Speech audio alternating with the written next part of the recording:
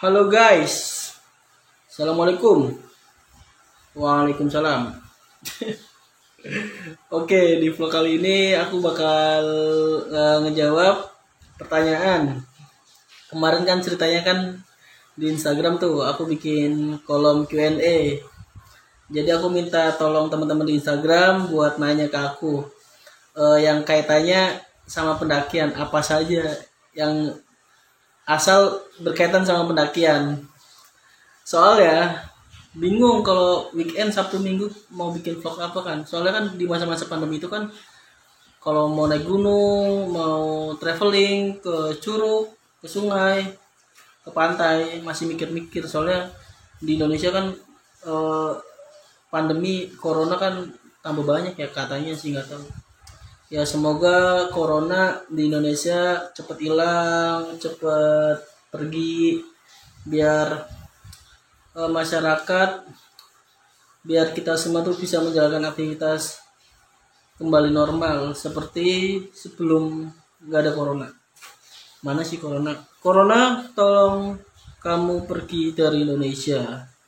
Jangan betah-betah, jangan lama-lama di Indonesia. Indonesia itu bukan tempatmu.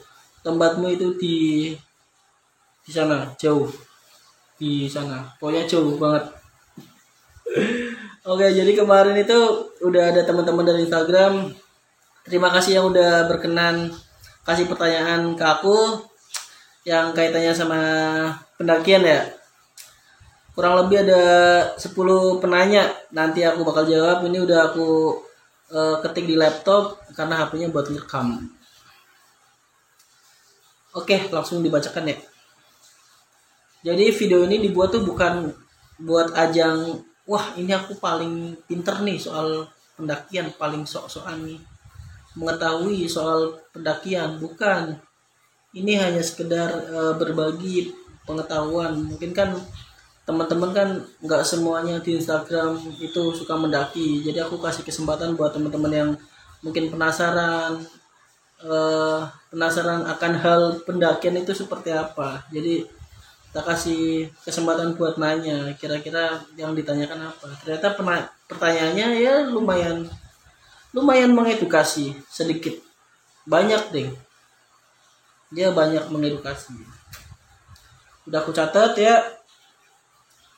Jadi sekali lagi mohon maaf, bukan untuk ajang sok-sok paling pintar, tapi berbagi pengetahuan, kita sama-sama belajar. Wong aku yo pendaki pemula, masih amatir. Udah langsung aja ya aku bacain ya. BTW terima kasih buat teman-teman yang udah nanya nih. Nanti aku sebutin siapa yang nanya dan pertanyaannya apa, nanti aku sebutin. Oke, dan aku ini ngejawab sesuai kemampuanku ya, sesuai kapasitasku, sesuai wawasanku. Jadi kalau ada jawaban yang mungkin kurang berkenan di teman-teman ya mohon maaf, kalau ada yang salah tolong dikoreksi. Oke.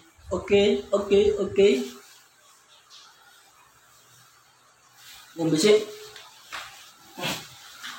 Vlog kali ini disponsori oleh Aqua.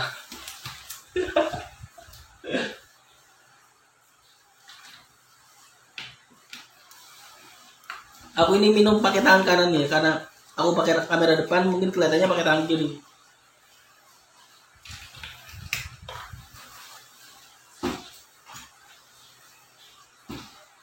Bingung sebenarnya kalau weekend tuh pengen muncak, pengen naik gunung, pengen ke curug lagi kan, pengen eksplor ke tempat yang indah, yang bagus di Indonesia kan. Di Indonesia, di Jawa Tengah, yang deket-deket lah. Cuman kayaknya berita di mana-mana corona semakin ganas, corona semakin ganjen, corona semakin. Udah berapa menit tuh? 4 menit. Jadi takut, jadi mending stay at home dulu ya. Mungkin naik gunungnya nanti nunggu pandemi hilang. Tapi kalau kangennya udah nggak bisa ditembung, udah nggak bisa ditahan, mungkin naik gunung dengan protokol kesehatan yang harus dilakukan. Alhamdulillah. Oke, langsung aja ya. Pertanyaan pertama nih dari Nur Oktaviana, @Nur Oktaviana. Buat Mbak Okta, terima kasih udah mau bertanya. Tak bacain ya pertanyaannya ya. Itu yang suka nitip salam kalau lagi muncak diapain enaknya? Oh, itu yang nitip salam, yang suka nitip salam di gunung nih, misalkan sering nih aku naik gunung, terus ada temanku, temen SMP, temen SMA, Rul nitip nama ya, misalkan namanya Tukiem, Tukiem dapat salam dari Gunung Perahu. Nah itu yang dimaksud Mbak Okta, mungkin itu ya, enaknya diapain. Jadi gini Mbak Okta, kalau menurutku sih kebahagiaan seseorang itu tingkatannya masing-masing, beda-beda. Mungkin ada yang naik gunung tanpa nitip salam dia udah bahagia. Ada yang pengen naik gunung tapi nggak dibolehin orang tuanya, akhirnya cuman bisa nitip salam ya pakai kertas. Itu juga udah bahagia. Jadi ya kalau menurutku sih tergantung si pendakinya. Kalau aku dititipin nama sih aku mau aja. Ya namanya bikin senang orang ya. Cuman lebih baiknya sih emang ikut aja biar ngerasain gimana susahnya naik gunung, capeknya naik gunung itu kayak apa. Soalnya kan apa ya, kalau nitip-nitip tuh kurang ya rasanya. Kita harus menikmati sensasinya. Banyak sih yang bikin video-video kayak kue ojo nitip-nitip nama, melu. Kok nitip.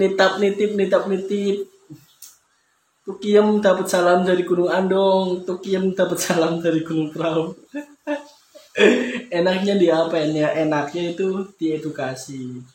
Ayolah, jangan nitip-nitip, ikut aja naik barang biar langsung lihat betapa indahnya Indonesia dari ketinggian. Karena kalau pengen melihat pemandangan yang bagus tuh gak perlu keluar negeri. Di Indonesia tuh banyak sekali, terkhusus di gunung. Wah, pokoknya istimewa. Jadi kalau buat teman-teman yang suka nitip-nitip nama di gunung, ya nggak apa-apa. Nggak apa-apa santai. Asal yang dititipin mau, nggak apa-apa. Gitu ya Mbak Okta. Jawab apa coba? Nggak jelas ya jawabannya ya. Ya kan dia tanyanya itu yang nitip salam kalau lagi muncak dia apain enak. Yang nggak diapa-apain emang mau dipukulin. Kan enggak kan. Emang baiknya sih ikut aja biar ngerasain capeknya, ngerasain senengnya, ngerasain betapa enaknya ngelihat samudra awan dari ketinggian. Kalau nitip mah kebangganya tuh di mana ya? Paling cuman buat apa ya, eksistensi di sosial media. Wah aku dapat salam. Kalau baiknya sih ikut gitu. Terus kalau ada temen yang misalkan nih, ada temen yang lagi mendaki gunung terus kita mau nitip nama terus dianya nggak mau, jangan dipaksa, kasihan. Terus buat teman-teman pendaki yang mungkin ada beberapa yang nulisin nama temennya karena nitip salam pakai kertas, misalkan Tukiem dapat salam dari Gunung Perahu, terus difoto belakangnya view, terus setelahnya tuh tolong dibuang. Karena banyak kasus di gunung itu mereka ngefoto bawa kertas dengan titipan nama temennya itu, terus setelahnya dibuang dibawa ke bawah, itu nyampah namanya, itu nggak boleh, jangan ditiru ya guys, begitu. Oke, pertanyaan kedua kurang lebih begitu ya Mbak Oktaviana, @Oktaviana. Pertanyaan kedua dari @Zainal Arifin. Halo idola, kapan ngajak naik gunung bareng? Halo idola, kapan ngajak naik gunung bareng? Yang idola tuh kamu mas, kamu udah ganteng, putih, yang suka banyak, suka naik gunung pula. Istimewa Mas Ipin. Sehat selalu buat Mas Ipin. Oke, nanti kita agendakan akhir tahun. Tapi coronanya akeh di aku. Yo, semoga kita kapan waktunya nggak tahu. Semoga bisa dipertemukan lagi di satu jalur pendakian, entah di gunung mana. Oke, see you next time Mas Ipin. Terima kasih sudah mau bertanya ini. Semoga kita bakal ditemukan kembali. Semoga punya waktu buat naik bareng lagi sama anak-anak pendaki Raja ya. Pendaki Raja mana? Oh, Iki, pendaki Raja.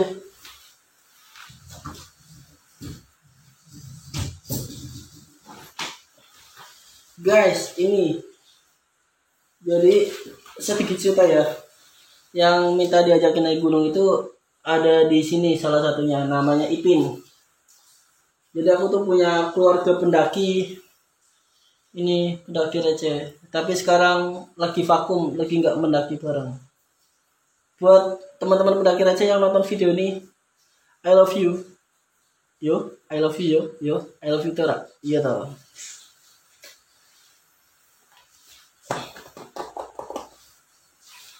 Jadi kita itu apa ya, lagi ya mungkin sudah punya kesibukan masing-masing.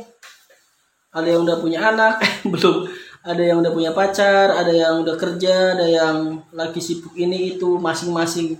Jadi kita ya semoga buat Mas Ipin kita bisa naik bareng lagi full tim ya. Full tim pendaki receh.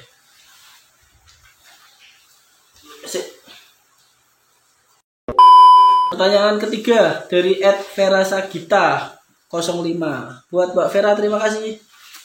Pertanyaannya, pengalaman terburuk selama mendaki di gunung mana? Ada enggak? Aduh, pegel. Oh, pegel ya? Bentar ya Mbak Vera, pegel banget kakinya. Sambil selonjoran ya. Pengalaman terburuk selama mendaki di gunung mana? Terima kasih buat Mbak Vera. Jadi selama mendaki, pengalaman terburuk ya, terburuk mungkin nggak buruk-buruk banget sih. Ada nih aku ceritain ya. Jadi aku itu pernah naik gunung, tapi pikir lupa aku.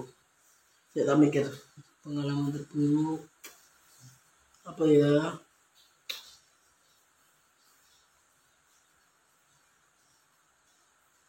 Oh iya, pendakian Gunung Sindoro.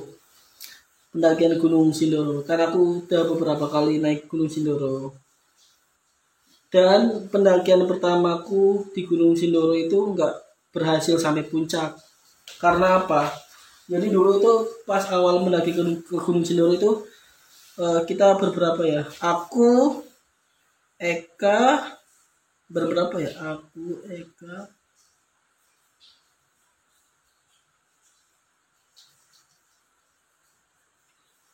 kita kurang lebih bersepuluh. Saya ingatku bersepuluh ya. Aku nggak mau nyebutin nama. Kita bersepuluh waktu itu naik Gunung Sindoro. Tanggalnya kapan, bulannya kapan, aku lupa ya. Intinya kita bersepuluh naik Gunung Sindoro.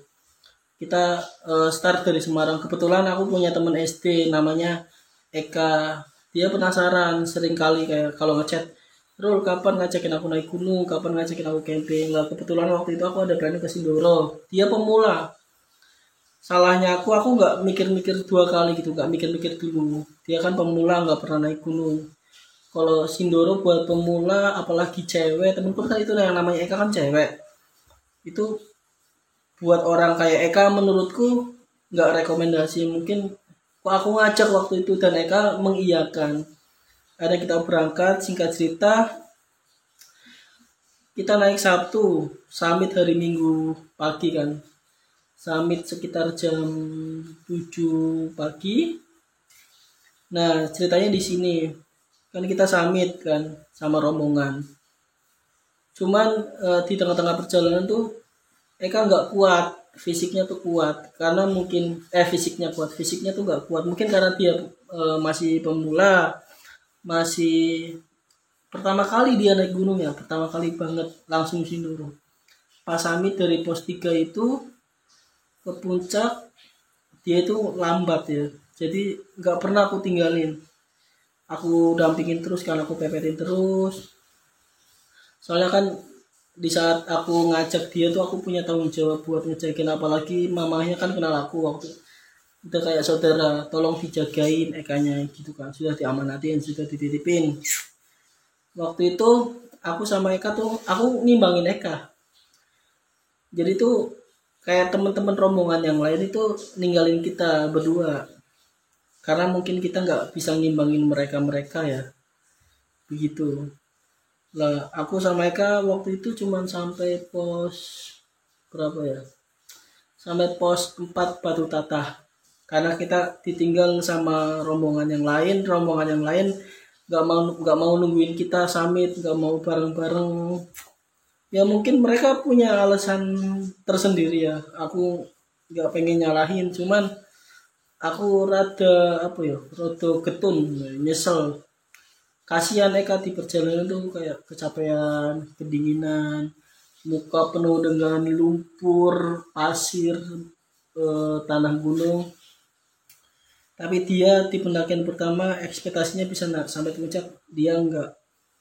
Dan aku juga enggak memaksakan diri. Aku juga sebenarnya excited banget, pengen sampai puncak Sindoro kan. Emang pada waktu itu kan pendakian pertama. Terus aku nggak mau egois, Eka berhenti aku berhenti, Eka minum aku minum, Eka jalan aku jalan, aku selalu nge-backup dia gitu loh. Cuman kita waktu itu ditinggal sama rombongan kita, sedih banget ya. Dan pada akhirnya teman-teman kita di depan pada sampai puncak, nggak semuanya sih, karena berarti yang sampai puncak itu sekitar 6 orang, 4 orang nggak sampai puncak termasuk aku sama Eka. Dan aku cuman sampai pos 4 saja. Ya begitu, bukan buruk sih, tapi pengalaman yang sedikit ada titik penyesalan. Nyesalnya gini, udah ngajakin pengen sampai puncak ternyata nggak bisa.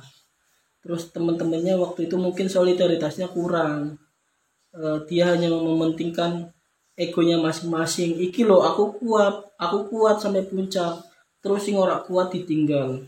Aku sedikit menyesali di situ.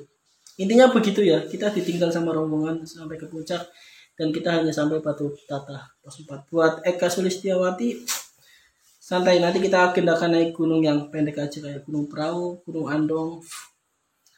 Tapi ya bersyukur juga sih waktu itu pas di pos 4 itu dapat sunrise, view bagus. Jadi Eka tuh sedikit menangin ngelihat yang namanya samudra awan, berdiri di atas awan itu gimana, dia seenggaknya sedikit ngerasain lah.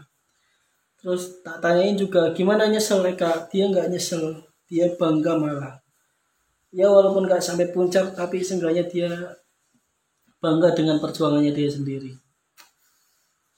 Wah kalau inget-inget sedih aku, beneran sedih, pengen ngajakin lagi tapi jangan yang tinggi-tinggi, mungkin yang pendek-pendek dulu dengan view bagus, Andong, Perahu atau apa gitu. Begitu guys, Vera, itu pengalaman terburuknya itu, bukan buruk sih, pengalaman naik gunung yang ada titik penyesalannya, begitu. Tapi akhirnya aku remedi, tapi nggak ngajak Eka waktu itu, aku remedi naik lagi sama saudaraku, ada alhamdulillah sampai puncak. Dan sampai sekarang temanku Eka belum pernah naik gunung lagi. Oke lah, next, lupakan kalau itu ya, kita move on. Intinya kalau mendaki gunung tuh solidaritas paling penting, itu utama, solidaritas. Jangan ada yang mendahului dan jangan ada yang membelakangi. Kita sama-sama terus harusnya sih. Cuman waktu itu rombonganku ya saking semangatnya jadi nggak mentingin apa itu solidaritas begitu ya. Tapi aku nggak nyalahin, mungkin prinsip orang beda-beda, karakter orang masing-masing begitu. Oke, pertanyaan ke berapa berarti, 1, 2, 3. Pertanyaan keempat dari Erlina Puji. Buat Erlina Puji, wah, ini temanku dari Pati, Idola Pati. Mbak Erlina, terima kasih sudah mau bertanya. Pertanyaannya, gimana caranya buat ngilangin rasa trauma saat muncak di kondisi hujan dan pengalaman mendaki yang paling berkesan? Oke, ngilangin trauma, ya emang sih ya, kalau naik gunung itu cuaca nggak bisa ditebak. Kita nggak bisa menebak kapan kabut datang, kapan cerah, kapan hujan, apa saja itu bentuk cuacanya. Kita susah, nggak bisa menebak. Ya kalau kita mendaki gunung terus dapat hujan besar gitu, terus mau mendaki lagi trauma ya. Kalau menurutku sih dari kita sendiri ya, kita harus apa ya, menanamkan dalam diri kita kalau pada saat kita memutuskan buat hiking, buat melakukan perjalanan ke alam bebas, ke gunung termasuk ya, kita harus menerima beberapa konsekuensinya termasuk cuaca itu. Jadi kita harus mempersiapkan mental dulu. Kalau hujan, kita harus bisa mengantisipasi bagaimana caranya mengantisipasinya kalau hujan. Jadi itu nggak timbul kaget yang berujung trauma. Jadi kita harus menanamkan diri dulu kalau di gunung itu cuaca susah ditebak. Kalaupun badai, kabut, hujan, kita harus siap dan kita harus mengerti bagaimana caranya mengantisipasinya. Kalau hujan mah, kalau naik gunung ya perihal hujan kita harus sedia mantol, jas hujan gitu, biar aman, biar eh, baju yang kita pakai itu nggak basah. Karena kalau basah kan terus kering lagi, itu bisa eh, menimbulkan meriang, masuk angin. Begitu ya Mbak Erlina. Jadi kita positif thinking aja. Kalau mendaki kita tujuannya have fun kan, kita menghilangkan penat gitu. Jadi kita harus siap konsekuensinya. Kita harus sadar diri ya, sadar betul. Jangan mikir enaknya saja. Begitu. Kalau ngilangin traumanya gitu, kita harus positive thinking. Kita harus positive thinking, jangan negative thinking. Iya nggak? Gitu nggak? Kurang lebihnya minta maaf kalau ada kata-kata yang salah ya Mbak Erlina. Terus pengalaman yang paling berkesan pada saat pendakian, kok pegel ya gitu. Pengalaman yang paling berkesan, kalau menurutku semua pendakianku selama ini tuh semuanya berkesan karena setiap perjalanan di gunung itu mempunyai kesan dan pesan tersendiri. Nggak bisa dikatakan ini paling berkesan, ini paling berkesan karena punya kesan dan pesan tersendiri, semuanya berkesan. Begitu Mbak Erlina, semuanya berkesan, semuanya punya pesan. Karena kan di setiap pendakian kan kita kadang dengan tim yang berbeda-beda, dengan karakter orang yang berbeda-beda, nggak selalu sama. Jadi itu titik kesannya tuh di situ salah satunya. Terima kasih Mbak Erlina Puji. Berikutnya dari Ed Sahabat Syah, Mas Sahabat ini. Wah, ini Mas Sahabat juga idola dari Boyolali, dia pendaki, dia juga YouTuber. Pertanyaannya, tips BAB di gunung. Buang air besar di gunung itu kalau menurutku ya, kan kadang emang susah kalau perut sudah terisi makanan banyak. Kadang ada yang nggak bisa nahan gitu. Jadi di sini tips buang air besar di gunung itu caranya gini, kita cari tempat yang jauh dari tenda, entah dari tenda kita atau dari tenda orang lain yang jauh, mungkin semak-semak ya. Terus kita cari tekstur tanah yang mudah digali, Mas Abad ya, mudah digali. Nanti pada saat kita nemu semak-semak yang di bawahnya nanti ada tanah yang mudah digali, kita gali dengan kedalaman yang sedang lah. Nanti kita baru buang kotoran kita di situ. Nanti setelah selesai dipendam lagi ya, pakai tanah yang tadi bekas galian. Begitu kurang lebih etika dalam soal buang air besar di gunung. Kalau menurutku gitu. Mungkin kalau ada sanggahan bisa ditulis di kolom komentar ya. Kolom komentarnya ada di mana ya? Di sini. Di bawah ya Mas Abad. Gitu Mas Abad. Oke, selanjutnya dari @zayan0, Mas Rehan ini. Mas Rehan, terima kasih sudah bertanya. Kalau Gunung Gajah cocok buat pendaki pemula enggak Mas?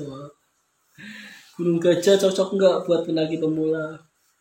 Buat teman-teman yang belum tahu, kalau Gunung Gajah itu letaknya itu ada di Kabupaten Pemalang. Itu tuh bukan gunung ya, tapi orang-orang sekitar tuh menyebutnya itu gunung. Pemalang ya, dekatnya Pekalongan. Kalau di Pantura tuh Batang, Pekalongan, Pemalang. Nah, di Pemalang itu ada Bukit Gajah namanya. Kenapa namanya Bukit Gajah? Karena bentuknya itu kayak gajah.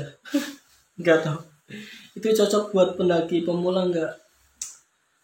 Iya kalau sekedar buat latihan ya ya rekomendasi aja Mas Rehan. Asal tetap safety itu kan tingginya nggak seberapa, cuman kan eh, apa ya, aku pernah kesana sekali, treknya itu susah, harus pakai tali. Rekomen, cuman harus tetap safety ya Mas. Kalau mau lebih rekomen lagi, mending ke perahu, ke Andong atau kemana itu. Kalau Gunung Gajah tuh belum familiar ya, itu apa itu? Oke, selanjutnya dari Ed Istiharo Hasta, dari Mbah Hasta. Mas Asrul, definisi pendaki itu apa sih sebenarnya? Definisi pendaki ini lumayan sulit ya, nggak sulit sih. Kalau menurutku pendaki itu adalah seseorang yang hobi, yang suka, yang sedang melakukan perjalanan ke alam bebas. Dan tujuannya itu mungkin salah satunya ada yang menghilangkan penat, ada yang emang sudah hobi mendaki, karena ada yang kebutuhan sosial media. Itu pendaki, macam-macam pendaki itu macam-macam. Kan ada pendaki profesional, pendaki biasa, pendaki amatir, pendaki cantik, pendaki cupu, pendaki ya intinya kalau pendaki itu, definisi pendaki itu orang yang melakukan perjalanan ke gunung. Itu pendaki. Ya. Tapi kalau definisi pendaki yang sebenar-benarnya itu apa ya? Ya mungkin seseorang yang melakukan perjalanan ke gunung dengan etika yang baik dan benar. Karena naik gunung itu kan nggak sepele ya. Naik gunung itu perlu etika banyak, perlu penerapan etika di dalamnya. Etika dalam berucap, etika bertindak, etika berpikir. Karena naik gunung itu kalau menurutku ibarat kita bertamu ke rumah orang lain. Kalau misalnya kita bertamu ke rumah orang lain terus kita nggak sopan, orang tuan rumah nggak bakal segan. Kita percaya nggak percaya kan kalau di gunung kan apa ya, mungkin banyak sisi mistis, sisi gaibnya. Wallahu alam, aku juga nggak tahu. Begitu ya definisi pendaki itulah. Itu adalah seseorang yang suka naik gunung, yang melakukan perjalanan ke gunung. Intinya begitu. Mungkin Bahasa punya jawaban lain, bisa ditulis di kolom komentar. Aduh, pegel. Aduh, apalagi nih? Oke, selanjutnya dari Mas Adi Kurniawan. Mas Adi Kurniawan, ya ini temanku juga nih. Terima kasih Mas Adi sudah mau bertanya. Pertanyaannya, bagaimana jadi leader yang baik dalam sebuah pendakian? Jadi leader yang baik dalam sebuah pendakian. Emang sih dalam sebuah pendakian itu perlu adanya leader. Leader itu kan pemimpin. Ya, yang mengingatkan, yang mengatur bagaimana baiknya dalam sebuah pendakian. Memimpin rombongannya lah. Aku sendiri beberapa kali sering jadi leader ya. Tapi aku nggak senang disebut leader ya. Kalau menurutku sih dalam sebuah pendakian tuh semua leader. Karena leader itu tugasnya mengingatkan satu sama lain. Jadi kita tuh leader semua ya. Kalau menurutku semua rombongan itu anggotanya leader semua. Berhak mengingatkan satu sama lain. Baiknya gimana, saling mengingatkan. Cuman kalau ditanya jadi leader yang baik dalam sebuah pendakian, kalau aku pribadi gini ya Mas Adi, kalau aku jadi leader dalam sebuah pendakian, aku selalu mengedepankan mengingatkan sama rombonganku bagaimana kita harus bagaimana mestinya kita harus menjalankan etika. Banyak sekali etika yang harus kita pakai pada saat kita melakukan pendakian. Salah satunya etika berpikir, berbicara, bertindak, dan etika salam. Misalkan aku kalau jadi leader tuh juga apa ya, selalu berprinsip berhenti satu berhenti semua, tidak ada yang mendahului, tidak ada yang membelakangi. Artinya gini, pada saat kita melakukan perjalanan trekking, aku paling nggak suka kalau ada yang aku duluan ya, aku duluan, aku nyusul, aku ditinggal dulu, nanti aku nyusul. Aku nggak suka. Aku paling suka semua rombongan itu berjalan selalu bersama, tidak ada satupun yang luput dari jangkauan mata. Jadi itu kita jaraknya tidak terlalu jauh. Kalau berhenti satu berhenti semua, kalau minum satu minum semua. Jadi itu kita selalu bersama-sama, selalu melihat rombongannya dari titik pertama kita start bahkan sampai tempat camp, bahkan sampai summit, bahkan sampai ke puncak, kita tuh selalu sama-sama. Kalau aku pribadi ya nggak suka yang namanya aku nyusul ya, aku tisian, aku nyusul, paling nggak suka. Karena musibah atau kecelakaan di gunung tuh salah satunya berawal dari hal-hal yang sepele seperti itu. Aku tisian ya, duluan ternyata hilang. Aku nyusul ya, di belakang nyusul ternyata nggak nyusul terus hilang. Kan ada beberapa kejadian di gunung, ya adalah hilang karena hal sepele. Jadi begitu, kalau aku selalu mengedepankan bersama-sama, solidaritas. Kita berhenti semua, begitu ya. Solidaritas itu penting banget ya, solidaritas. Jangan ada yang ngeyel, saling menjaga, saling mengingatkan bagaimana baiknya, begitu. Dan nggak egois, mau mendengarkan aspirasi dari rekan-rekan pendaki, rekan-rekan anggotanya. Kalian misalkan, Mas Asrul berhenti dulu ya, aku capek. Ya enggak apa-apa. Karena kalau mendaki itu nggak boleh gengsi ya. Kalau capek bilang capek, kalau mau minum bilang minum. Kalau mendaki gengsi itu bahaya, itu malah hal sepele yang bisa berujung musibah. Jadi kalau mendaki itu kalau capek bilang capek, jangan ada gengsi. Karena capek itu nggak mandeng, itu pemula atau enggak ya, nggak mandeng cowok atau cewek. Capek ya capek, ngomong, nanti berhenti. Begitu ya, Mas. Terima kasih pertanyaannya. Selanjutnya dari Ardian Saipan. Wah, Mas Ipan. Mas Ipan bertanya, kenapa Mas Asrul kalau naik gunung di Jawa Tengah terus, nggak suka keluar Jateng? Kata siapa, Mas Ipan? Mas Ipan, aku udah alhamdulillah di luar Jateng. Udah pernah ke Cermai, udah pernah ke Lawu, udah pernah ke mana lagi ya? Adalah. Tapi emang aku spesialis gunung di Jawa Tengah. Karena aku orang Jawa Tengah. Jadi sebelum keluar Jawa Tengah itu aku pengen semuanya di gunung-gunung di Jawa Tengah tuh aku pengen naikin. Ya kurang beberapa lah.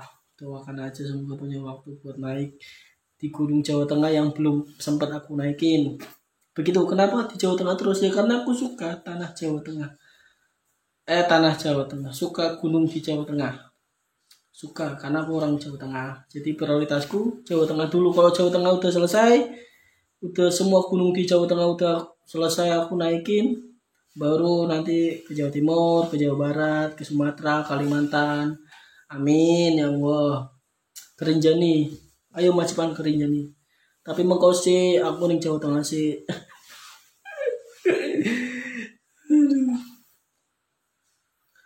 Ada lagi dari Mbak Umi Mut. Mbak Umi ini temennya dia dari Semarang. Temennya dia. Mbak Umi bertanya, kok panas men? Mbak Umi bertanya, tips biar nggak hipotermia di gunung. Wah ini biar nggak hipo. Gini Mbak Umi,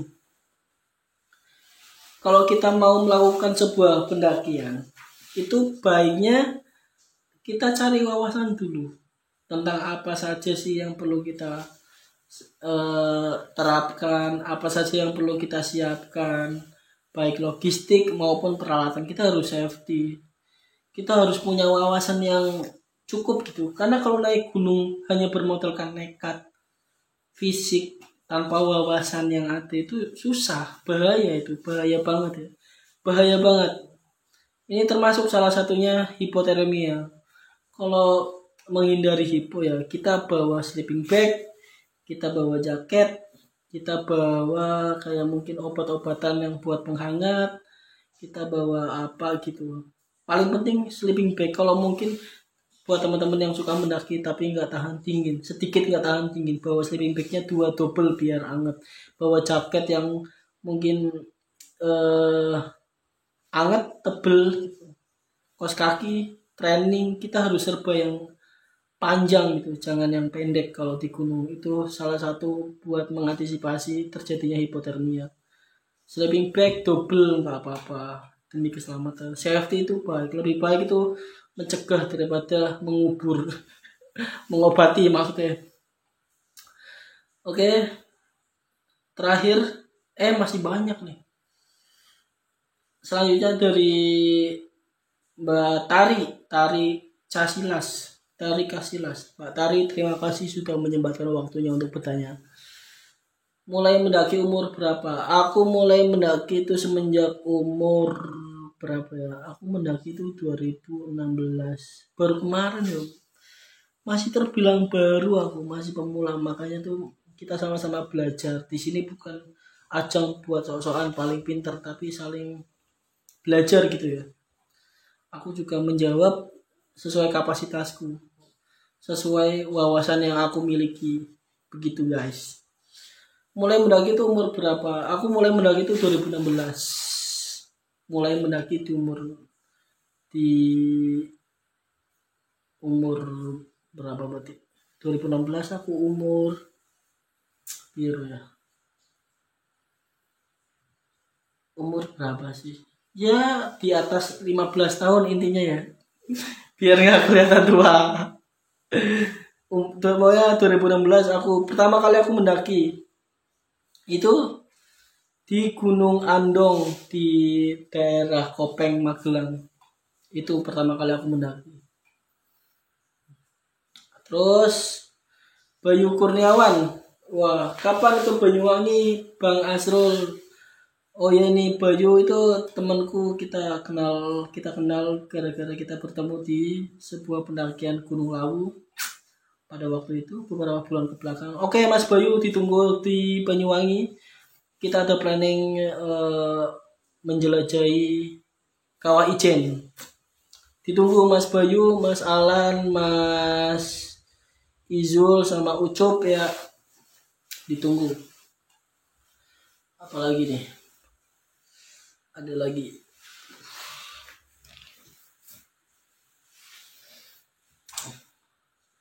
Terakhir ya. Oh, udah terakhir nih. Terakhir dari Mbak Ovi Kai. Mbak Ovi, wah ini Mbak Ovi ini adik kelasku waktu SMA. Terima kasih Mbak Ovi sudah menyempatkan waktunya untuk bertanya. Pertanyaannya, serius nanya Mas, pernah kesurupan di gunung nggak? Atau lihat teman kesurupan atau lihat makhluk gaib gitu di gunung mana? Wah, sumuk banget. Kesurupan. Mbak Ovi, aku nggak pernah kesurupan di gunung. Dan melihat penampakan di gunung tuh nggak pernah juga. Alhamdulillah, semoga nggak, jangan sampai pernah. Tapi aku tuh punya cerita apa ya, kesurupan nggak pernah, cuman mengalami hal-hal mistis pernah. Aku sedikit cerita ya, aku beberapa bulan ke belakang tuh aku mendaki Gunung Lawu lewat Candi Ceto. Kita berapa rombongan ya, kita 8 orang.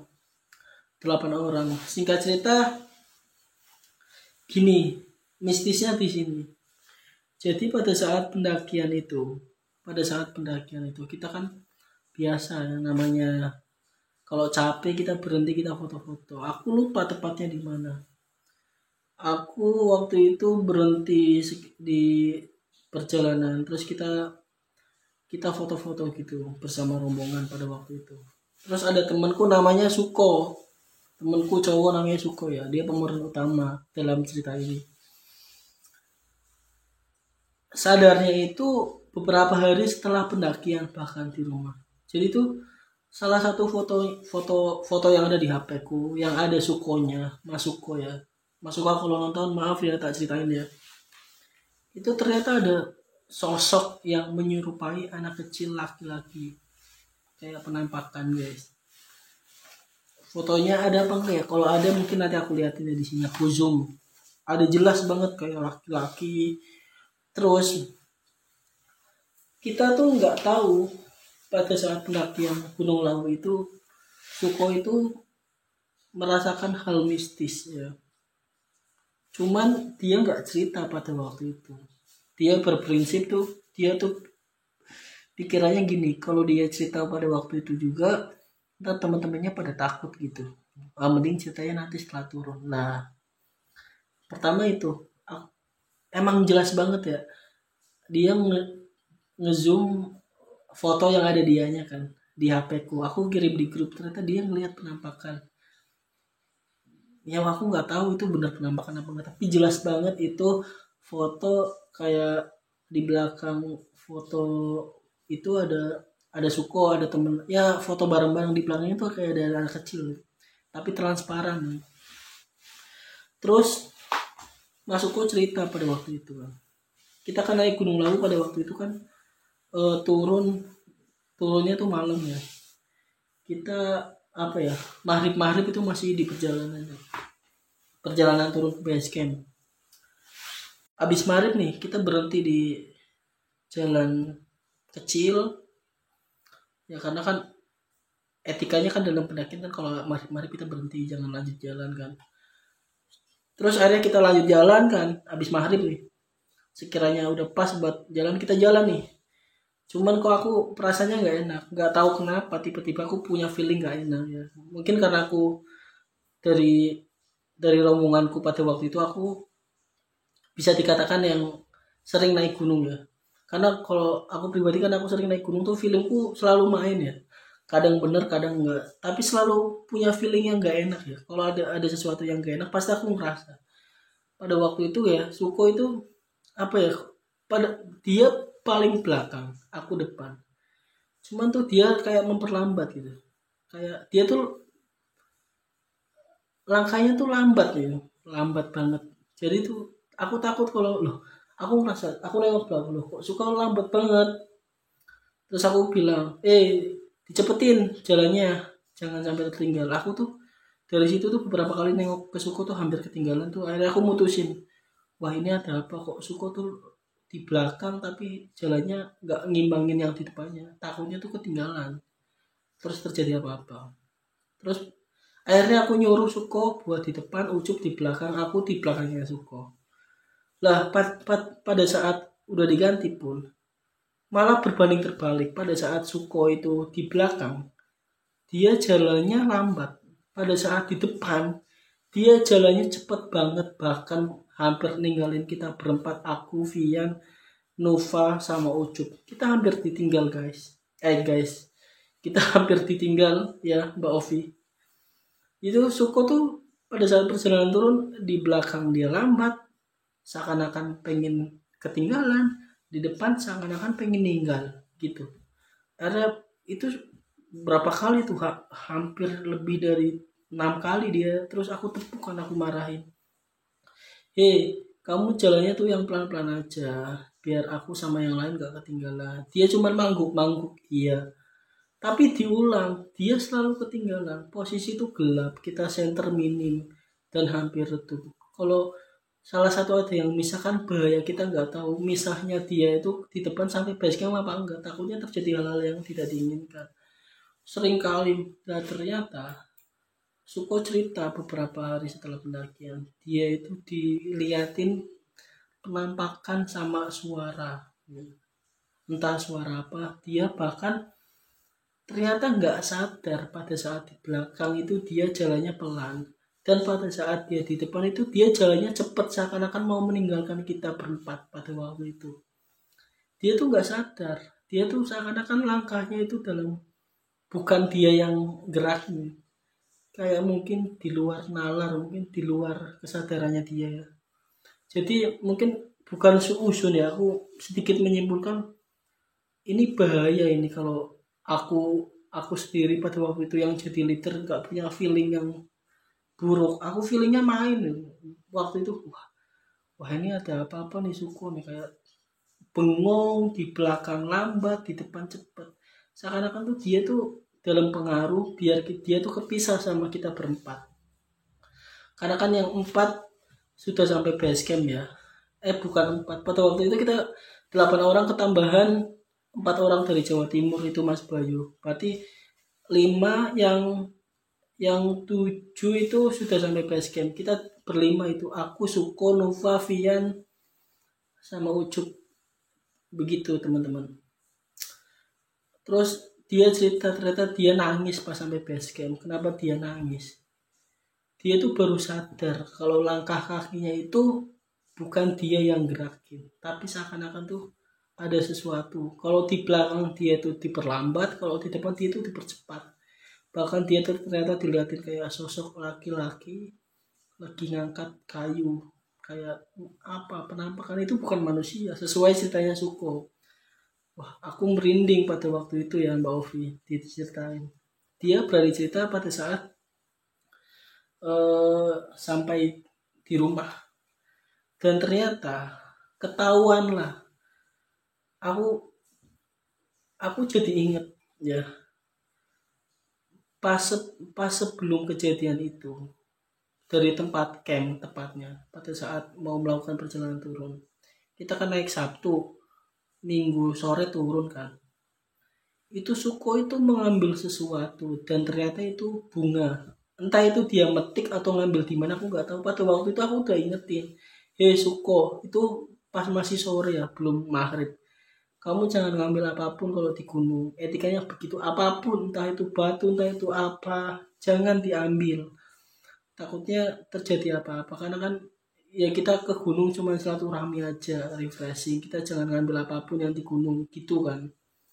Tapi nggak didengerin sama dia dan ternyata disakuin sampai ke base camp.